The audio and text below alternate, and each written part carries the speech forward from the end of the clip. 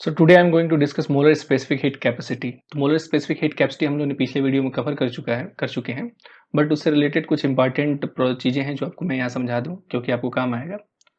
तो हम लोगों ने पढ़ा था कि जो सी इज इक्वल टू होता है मोलर स्पेसिफिक हीट कैपेसिटी, उसका जो डेफिनेशन होता है C is equal to Q by N delta T होता है मैथमेटिकली, और इसकी यूनिट होती है जूल पर मोल केल्विन। यहाँ से जूल पर मोल केल्विन, तो इसकी यूनिट होती है।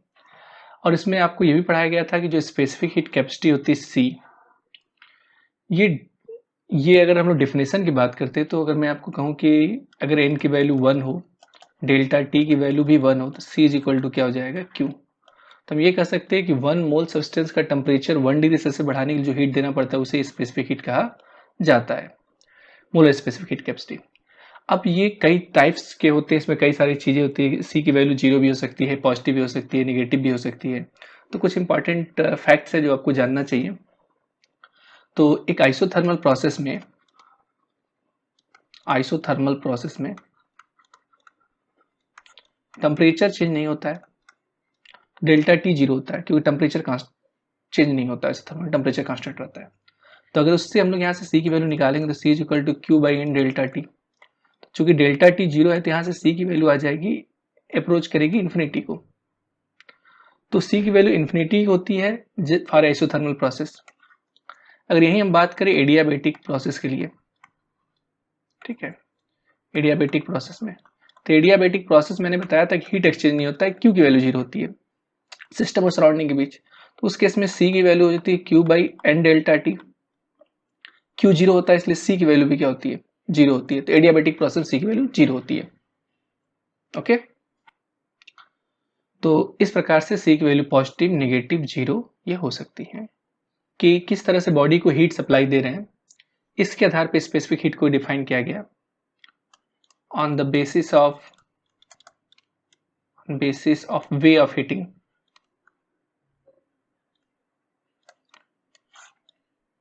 ठीक है, on basis of way of heating. जो स्पेसिफिक हीट कैपेसिटी होती है वो दो कैटेगरी में बांटा गया है। एक होता है जिसको बोलते हैं हम लोग सीवी, और दूसरा होता है सीपी। सीवी होता है specific heat at constant volume, जो वॉल्यूम कांस्टेंट करके हीट सप्लाई देते हैं तो उसको बोलते हैं specific heat capacity eight constant volume. और सीपी होता है specific heat at constant pressure. ठीक है, तो अब ये देखने वाली बात है कि specific heat at constant pressure और कांस्टेंट वॉल्यूम में किस तरीके से क्या अंडरस्टैंडिंग होती है। डेफिनेशन वही रहती है, बस एक प्रोसेस में अगर हम वॉल्यूम कांस्टेंट कर देते तो उसको सीवी करते हैं, और जब प्रेशर कांस्टेंट रखते हैं तो उसको सीपी करते हैं। अब हम लोग डिस्कस करते हैं स्पेसिफिक हीट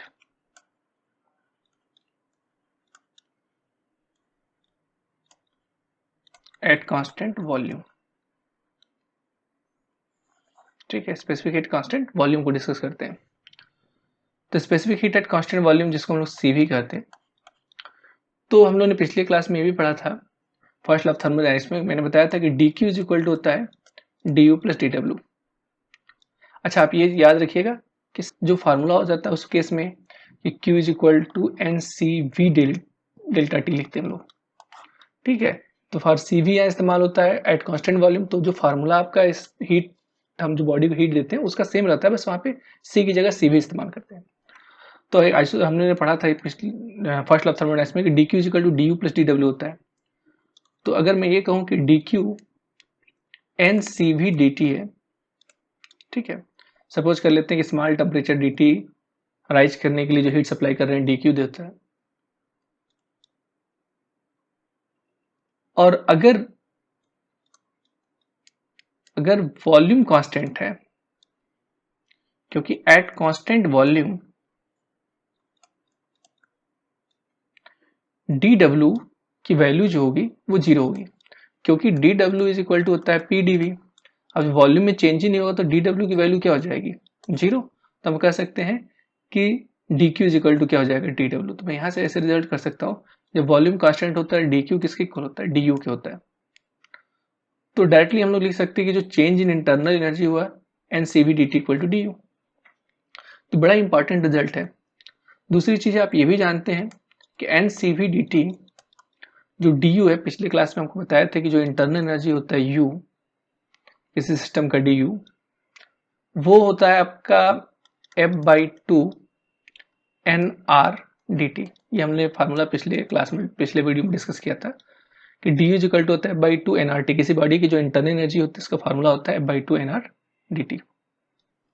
तो अगर यहाँ सब्स्टिट्यूट कर लें तो F/2 nR/dt, dt dt cancel हो जाएगा, n से n कैंसिल हो जाएगा, तो Cv इक्वल टू आ जाएगा F/2R। तो specific heat at constant volume का फार्मूला होता है F/2R। ओके, अब ये अलग अलग गैस के लिए डिग्री F जो डिग्री ऑफ फ्रीडम है, तो अलग अलग गैस के लिए डिग्री ऑफ फ्रीडम अलग अलग होता है। जैसे कि हम लोग जानते हैं कि मोनो एटॉमिक गैस के लिए फॉर मोनो एटॉमिक गैस के लिए डिग्री ऑफ फ्रीडम F की वैल्यू 3 होता है, तो Cv की वैल्यू हो जाएगी 3/2R। Similarly die atomic gas के लिए F की वैल्यू 5 होती है। डाई एटॉमिक गैस, ये काइनेटिक थ्योरी में पढ़ाया जाता है। तो डाई एटॉमिक गैस में डिग्री ऑफ फ्रीडम 5 होता है, तो हम कह सकते हैं Cv for diatomic gas क्या हो जाएगा, 3/2 की जगह लिखेंगे 5/2R। तो इस तरह से मोनो एटॉमिक गैस और डाई एटॉमिक गैस के लिए Cv की वैल्यू क्या कर सकते हैं, फाइंड आउट कर सकते हैं इन जनरल। नेक्स्ट हम लोग डिस्कस करने जा रहे हैं specific heat at constant pressure. तो हम ये जानते हैं कि specific heat at constant pressure जो Cp इक्वल टू होता है, वो उसको Cp से डिनोट करते हैं। और जो फार्मूला था, जो कि हीट का फार्मूला हम करते हैं, अगर किसी बॉडी को हीट dq देते हैं तो n/Cp dt लिखेंगे। तो सेम कॉन्सेप्ट रहेगा, हम C की जगह Cp लिखते हैं एट कांस्टेंट प्रेशर में। तो इसमें अगर first law of thermodynamics apply किया जाए, तो first law of thermodynamics apply करने पर हम देखते हैं कि dq इक्वल टू होता है du प्लस dw। अब dq जो होता है वो n/Cp dt होता है। अभी आपने देखा du जो होता है इंटरनल एनर्जी में चेंज होता है, जिसको लिख सकते हैं हम लोग F/2 nR/dt, हमने पढ़ा था अभी थोड़ी देर पहले। और dw क्या होता है, हम लोगों ने इसको भी पिछले वीडियो में डिस्कस कर चुके हैं। dw is equal to pdv, जो कि यहाँ प्रेशर कांस्टेंट है, तो dw की जगह यहाँ पे वर्क डन होगा, वॉल्यूम में चेंज अगर dv का हो रहा है तो dw is equal to pdv। अब यहाँ पे अगर हम लोग काइनेटिक थ्योरी आप गैस में आपने पढ़ाया जाता है आपको कि जो आइडियल गैस इक्वेशन होता है कि Pv is equal to nR। ठीक, तो अगर मैं इस इक्वेशन को डिफरेंशिएट कर लूँ t के रिस्पेक्ट में, तो P dv बाई dt, ये dt को उधर ट्रांसफर करेंगे तो nR dt आ जाएगा। तो P dv by nR dt, यहाँ प्रेशर कांस्टेंट इसलिए हम लिख सकते हैं।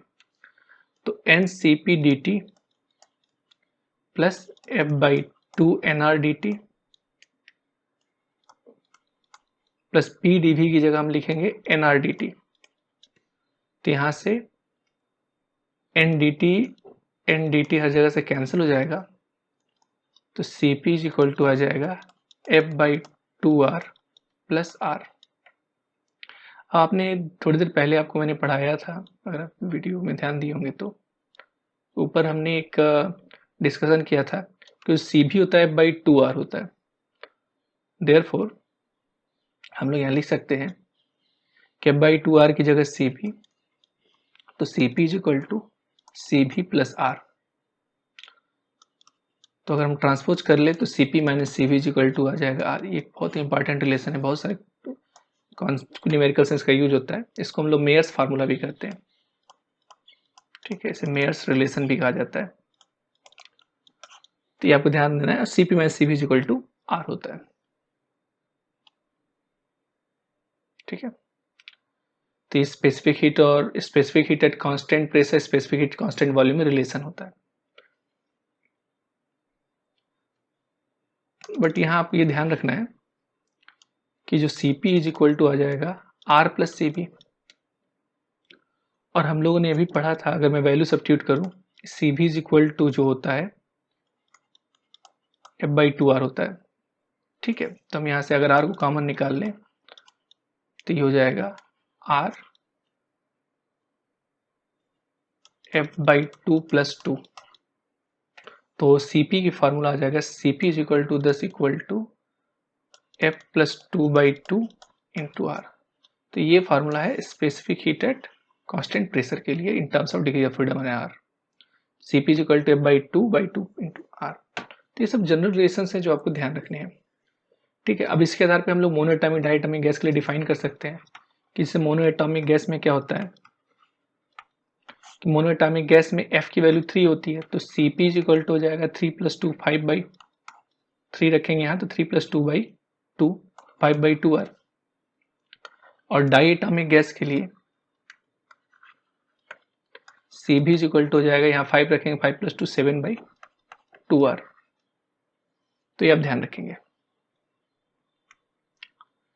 नेक्स्ट इसी कंटिन्यूएशन में हम लोग डिस्कस करने जा रहे हैं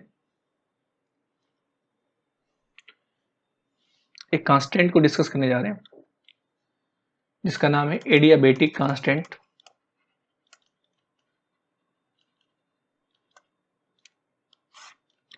जिसे हम गामा से डिनोट करते हैं, और गामा इज इक्वल टू होता है Cp/Cv। इसे हम रेशियो ऑफ स्पेसिफिक हीट भी कहते हैं। तो ये जो specific heat at constant, molar specific heat at constant pressure और molar specific heat at constant volume का जो रेशियो होता है उसे ही हम एडियाबेटिक कांस्टेंट कहते हैं, उसे गामा से डिनोट किया जाता है। तो हम लोग लिख सकते हैं कि gamma is equal to Cp/Cv, और Cp जो है जस्ट हमने डिफाइन किया गया था, Cp होता है F/2/2 इंटू R, और Cv होता है F/2R। तो ये कैंसिल हो जाएगा, 2 से 2 कैंसिल हो जाएगा, तो ये आ जाएगा F + 2/F। तो बस gamma is equal to F + 2/F। इसके लिए भी वैल्यूज हम लोग अलग अलग डिफरेंट गैस के लिए निकाल सकते हैं। सारे इंपॉर्टेंट रिलेशंस हैं, न्यूमेरिकल्स में आपको इनकी यूज कर होगा। तो वह गामा इक्वल टू F/2/F, और इसको यूज ऐसे करेंगे, मैं बता दूं कि मोनोएटॉमिक गैस के लिए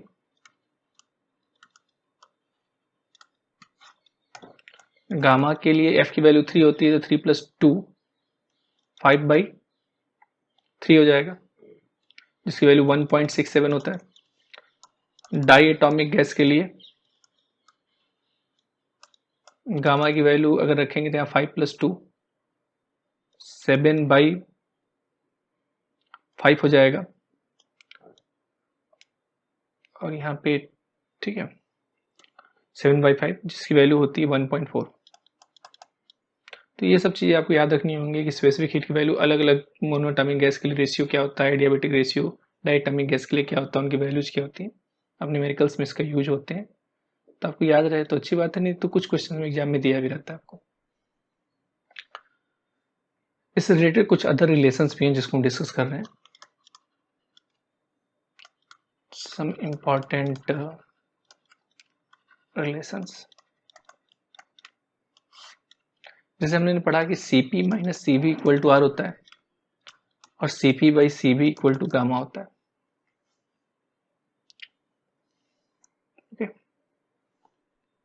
सो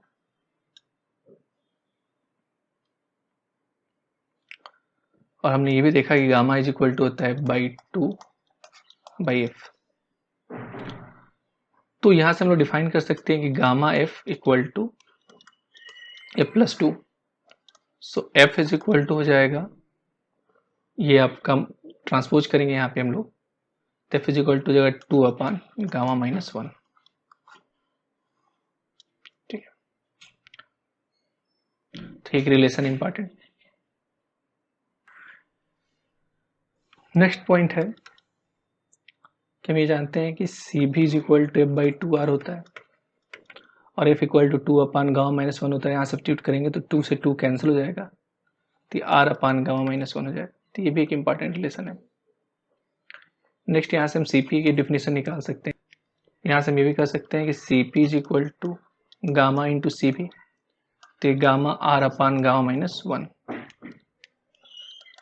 तो ये भी इंपॉर्टेंट रिलेशन है। अगर इंटरनल एनर्जी की बात करें तो इंटरनल एनर्जी का हमने फार्मूला पढ़ा था कि U is equal to F/2 होता है, जहां F/2 इंटू R को हम लोग CV कर सकते हैं, तो इसको लिख सकते हैं NCV/T। ये भी एक इंपॉर्टेंट रिलेशन है। और अगर वैल्यू सब्स्टिट्यूट कर दे तो U is equal to NCV की वैल्यू हम लोगों ने ऊपर देखा अभी कि गामा R/गामा-1, और ये होता है CV R/गामा-1। तो इनका यूज करें हम लोग, ये हो जाएगा N R gamma minus one into T. और हम ये भी जानते हैं कि P V equal to N R T होता है, तो यहाँ सब्स्टिट्यूट करें तो N R T equal to P V हो जाएगा, तो U equal to P V by gamma minus one. तो डिफरेंट टाइप्स के रिलेशन जो है इसमें डेवलप किए जा सकते हैं, बट ये कुछ मेजर रिलेशन है जो आपको याद रखने होंगे।